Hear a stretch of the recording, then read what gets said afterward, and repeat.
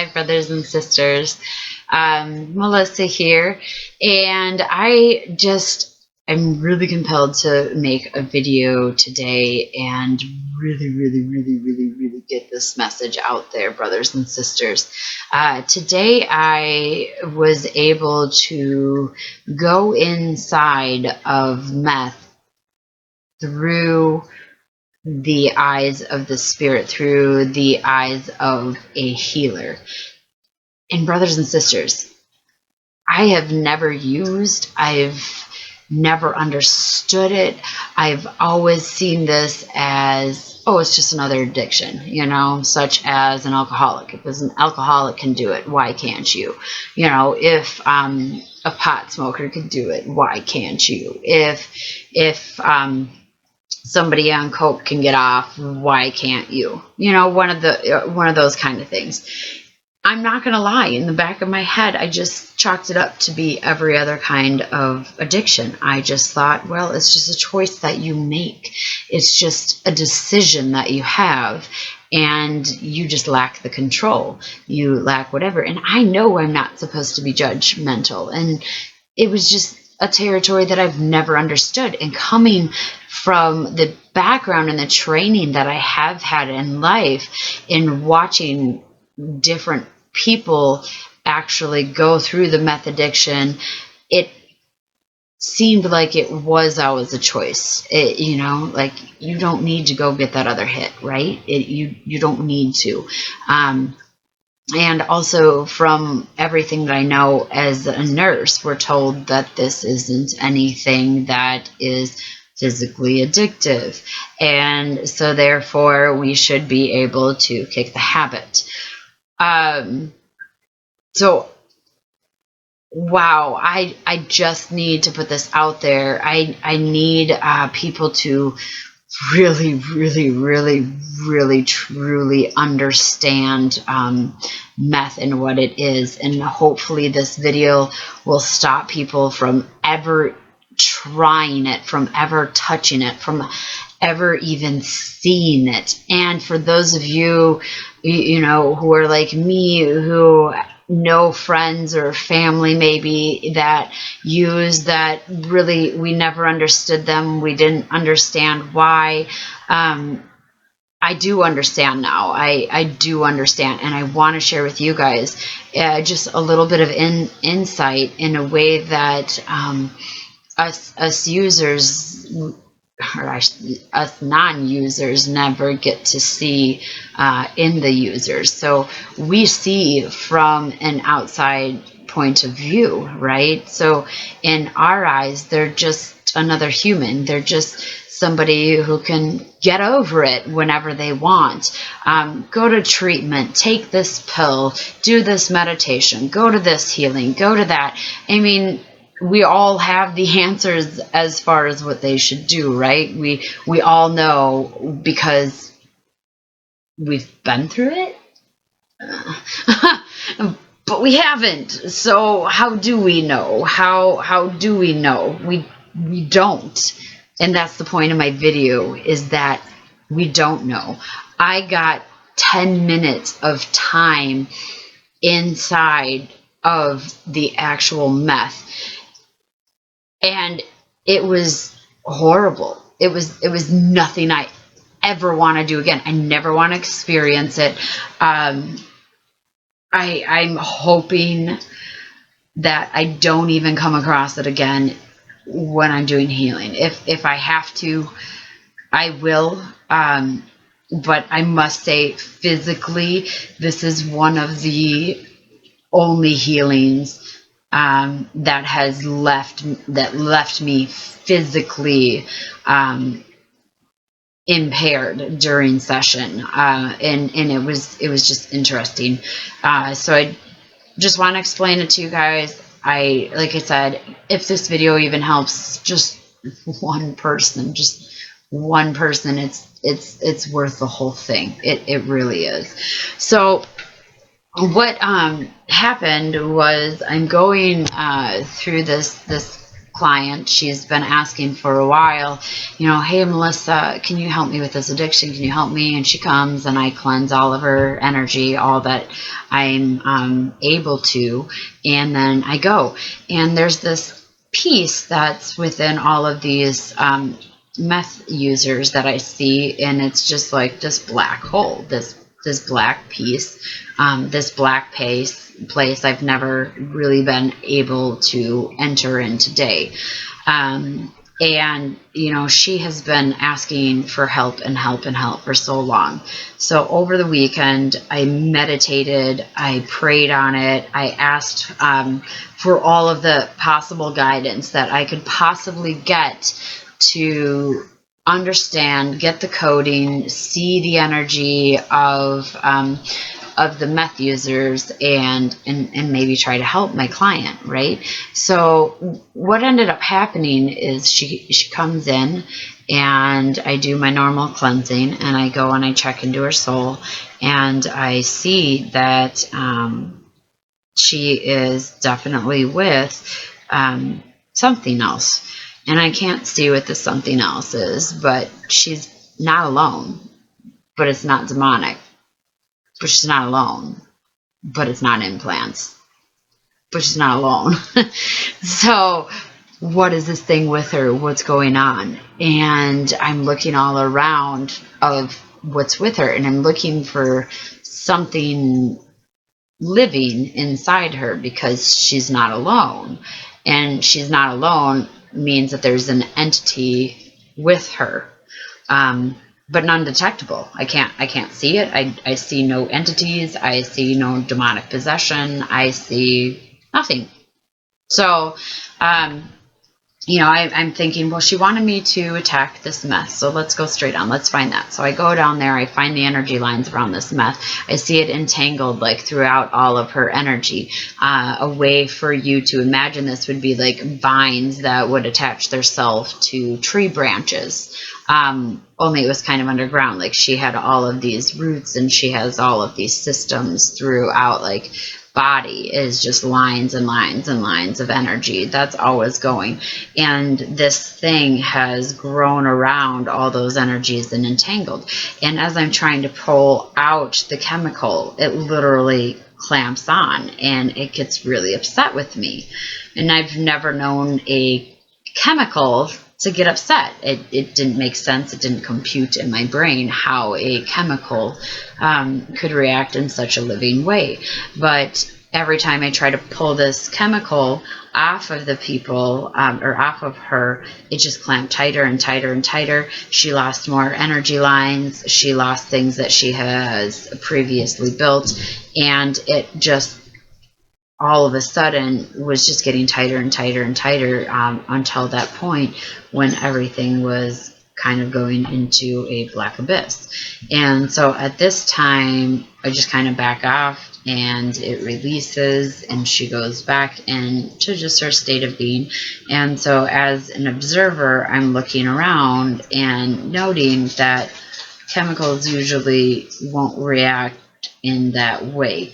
And so now, in order to understand this thing, I now need to go inside the actual chemistry of it, the actual building blocks, and the actual lines of what it was, and how it exists, and how the coding and stuff in that is.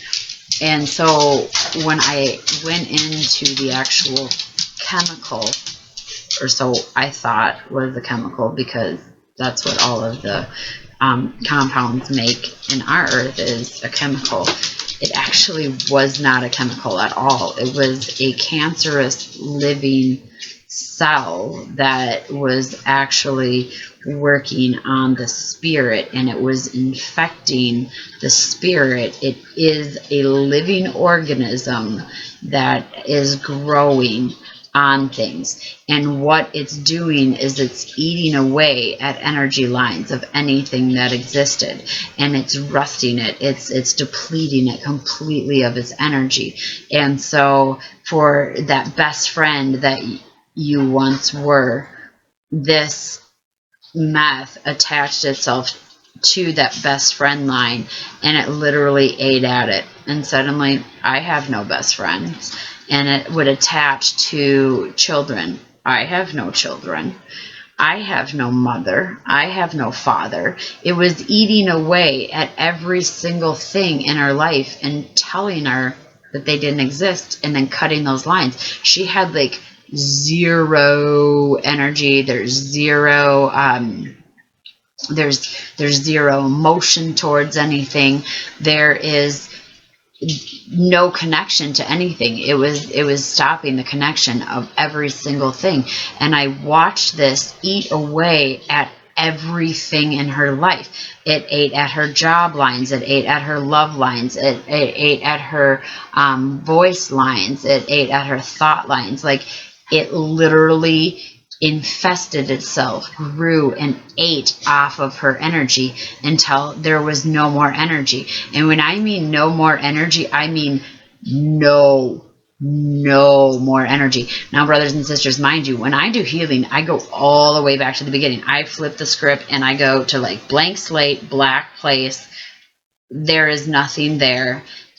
But it's a place where you're just kind of like floating in the womb, but there's no sight, there's no sound, there's no anything. You're just there. I've been there before, and I know that there's something else on the outside. I know that when I'm waiting in every living thing, that it's just like waiting for that energy to feed it, that God to come in and say, here you are, you're not alone, here you are, go make whatever, here's your light. I've been to the darkness where the demons bring people, where you're cloaked by anything that's light, but you still see glimpses of light. You still see specks of light, little bits of happiness. You still have glimpses. I have been to the blackest of black, but I've never been to meth. I've never been to meth. Meth is a place that literally you are 100%, and I mean 100% disconnected from everything. I had no God, no angels, no even me. I couldn't see where she was. I couldn't see where anything was. It was a place of the unforgotten. I felt like every single thing had forgotten about me, and that my life and whatever existed of it at that very moment had absolutely no meaning. My physical body hurt. It ached everywhere. It just to move was pain. I mean, in the middle of the healing session, I'm on the floor, like literally on my knees, and I just have myself connected to her, and I cannot find the strength to even lift my head. I can't find the strength to find my energy. I am calling on God, and I'm like, God, help me here. Jesus, help me here. Like, angels, help me. Anybody, help me here. Somebody, throw me a light. Throw me something. Let me know you're here. And it was silent. There was nothing. There was nothing. Nothing. Nothing. Nothing. I cannot put that in any more words. There was no light. There was no color. There was no sound. There was no God. There was no family. There was no friends. There was no me. There was no anything. It was my very last, tiniest living seed within my body in meth. And that was it. And it hurt like hell. I had to talk myself out and go, Melissa, this isn't you. This isn't you. The drug's not in your system. You're in the drug. Melissa, like, listen, this isn't your addiction. This isn't the thing that you're going through. Like, this isn't you. Pull out of it. Snap out of it. Snap out of it. I am a healer. I know how to get light. I know how to get energy. I know all of these things. I knew nothing. I knew nothing with meth. I knew nothing. I knew nothing. Like, it was speaking my way through existence. And the only thing that was beside me was meth. And every time I'm like, oh my gosh, it just hurts to move. It aches. Like every joint in my entire body just killed me from the inside out. Like it felt arthritic. It felt like I'm going to vomit. It felt like I'm just twitchy on the inside, like I was a prisoner in my own skin. It felt like somebody had taken cement and dumped it through my veins, and the heaviness just wanted to sink to the ground like a rock. And I just felt the weight of the entire world on me, and nobody there except Meth. And Meth's like, I got you.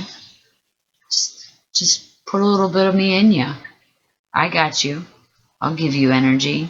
We can fight if you want to. We can run if you want to. We can fly. We can do whatever you want. Just put me in you. I'll give you the energy. I'll give you the light.